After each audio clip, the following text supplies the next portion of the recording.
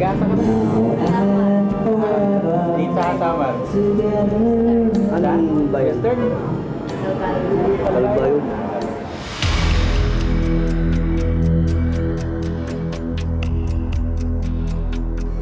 Sa kapaligiran at kalakaran dito na wala kay Mia ang kanyang pinakaiingatan. Halimbawa, magustuhan ka, mag-bar fight ka, ilalabas ka nila. Sumama ka nung na-bar fine ka? O yung first time ko pa yun, sabi ko, sa Taiwanese yata yun na bar fight ko, sabi ko, kuya, wag po, ayoko, sabi ko. Anong sumigot sa'yo? Sabi ko, kuya, ayoko po, uwi na po ako, sabi niya. Sabi niya, wag kang umuwi, binayaran kita, sabi niya sa akin. Sabi ko po, kuya, wag na po, uwi na lang ako. Kunin niyo na lang po yung pera sa akin. Huwag niyo na lang po ibigay. Tindera sa palengke sa Samar si Mia. 16 years old siya nang mahikayat ng kaibigan na sumama sa Maynila para magtrabaho bilang waitress.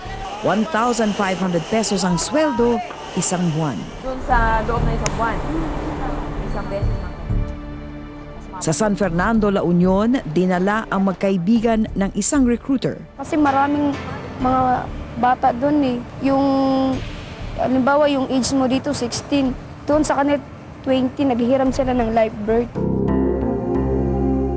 Sa Certificate of Live Birth na ibinigay kay Mia, bininyagan siyang Iza at ginawang 21 years old.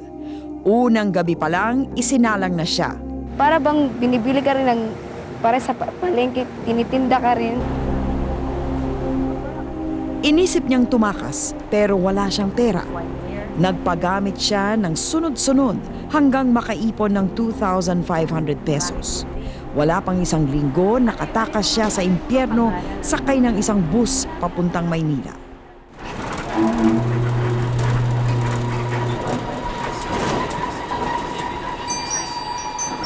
Kababayan ni Mia si Ann.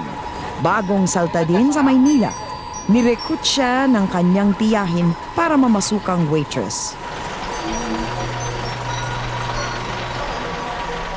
15 years old, papasok sana siyang grade 6 nang maakit na mga kwento tungkol sa Maynila.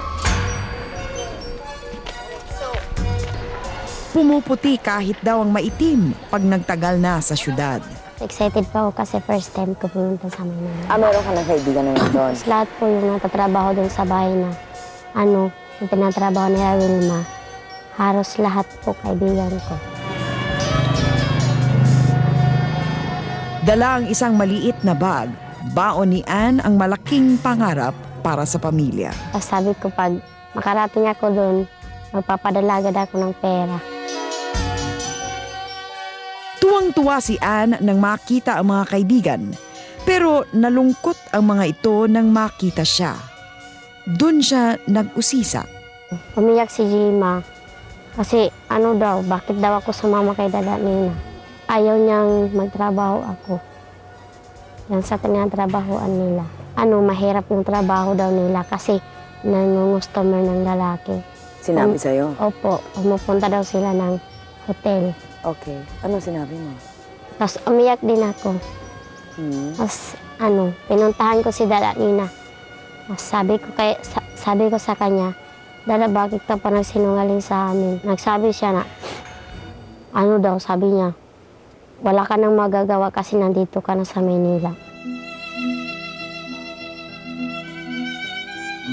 Nang gabi ding iyon, ang mga pangarap ni Ann nang umalis sa kanilang barangay ay nagunaw. Ayon sa huling tala, ang Pilipinas ang ika-4 sa buong mundo ng pinanggagalingan ng mga natatrapik na bata at kababaihan. Karamihan sa kanila ay nagmumula sa mahihirap na pamilya dito sa Visayas at Mindanao. Dito nag-uumpisa ang kanilang bangungot.